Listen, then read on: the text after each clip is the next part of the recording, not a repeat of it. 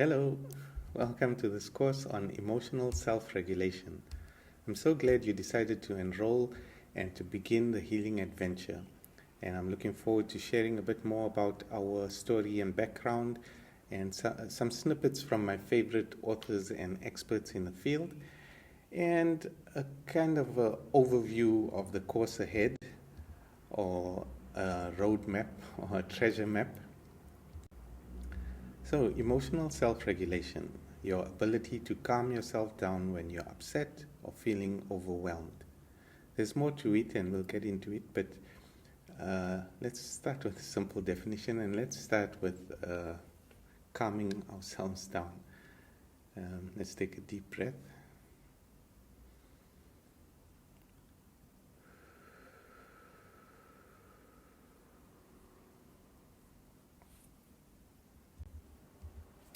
This is a painting that my daughter and I did when she was a year old. You see the Rapunzel little girl stuck in the tower and this dragon breathing fire and this unicorn figure sending protective healing energies. So how did you get it? You got it from your parents or early caregivers, the people who raised you. And for most of us, that's our mother.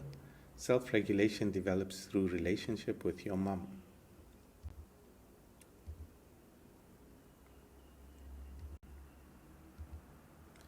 Can you change it? Yes, you can. It's not complicated, but the older you get, the more habitual and hardwired these implicit emotional schemas become, and the harder it gets to change them.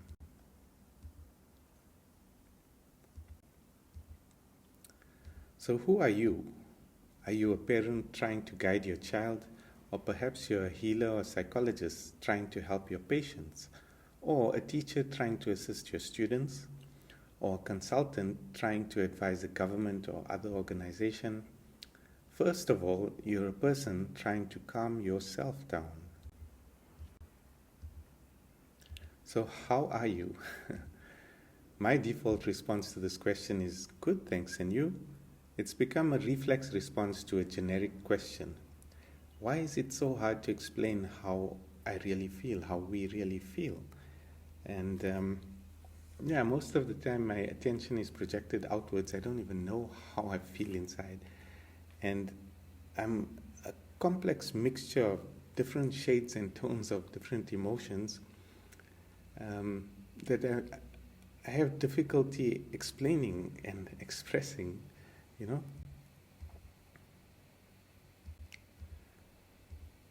Who are we? I quit my job and we sold our apartment and furniture and stuff and packed whatever we had left into our Jeep, along with some canvases and oil paints, our guitars and cameras, and we hit the road on a healing adventure. So the reason why is because we're going through a really difficult situation as a family. When my daughter was about a year old, my wife started having these severe emotional meltdowns, or eruptions as we used to call them, because it really felt like there was this volcanic pressure inside of her that just needed to burst out. And as soon as it did, she calmed down and she was a lot more relaxed, and she could go on and life could go on, and the cycle could go on and on over and over. And so my daughter's formative years were of experiencing this severe emotional instability and often physical and emotional, psychological abuse, and this really destabilized her. And it was, as a father, to see this, to watch this pure, innocent child become so distressed and to be unable to help her and calm her down, it was really the worst experience of my life. But I was determined to do whatever it takes to to help her. And so the question we were trying to answer and that we were asking everyone we met was, what does trauma and abuse do to a child and how can we heal? So not just our child but ourselves, because difficult things happen to us in our own childhoods that's led to our situation.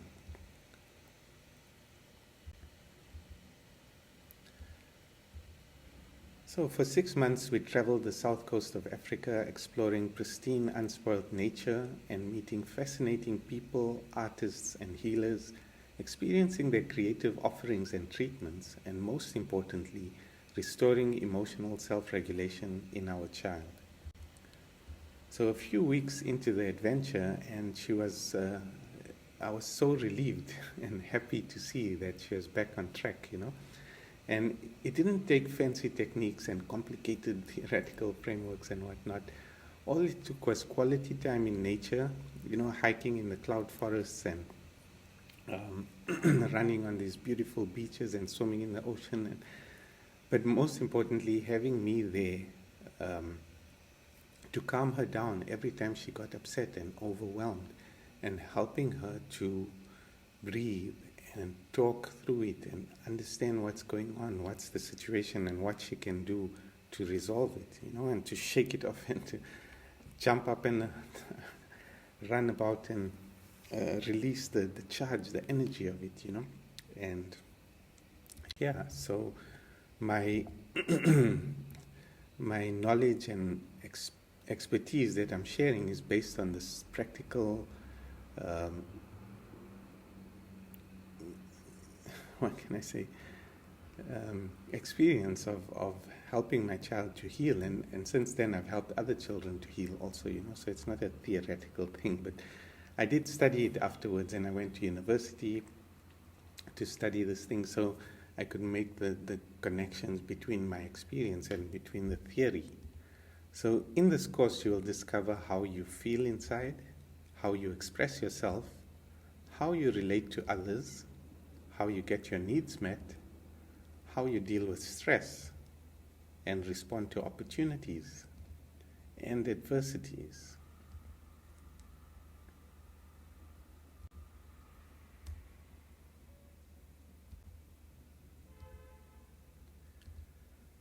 So our practical applications will cover the body, heart, soul, and mind, because emotional self-regulation and stress and upset and overwhelm doesn't only happen in the heart or in the head. You know, it happens in the body, in the muscles, in the nervous system, and of course in the heart, because the heart is the center of our emotional being. It's where we feel most alive. And soul, I like to look at soul in terms of relationships and connecting with other people, but there's also a religious and spiritual dimension to it. Whether or not you're religious or spiritual, it's important to look at this aspect of the healing process. And mind, of course.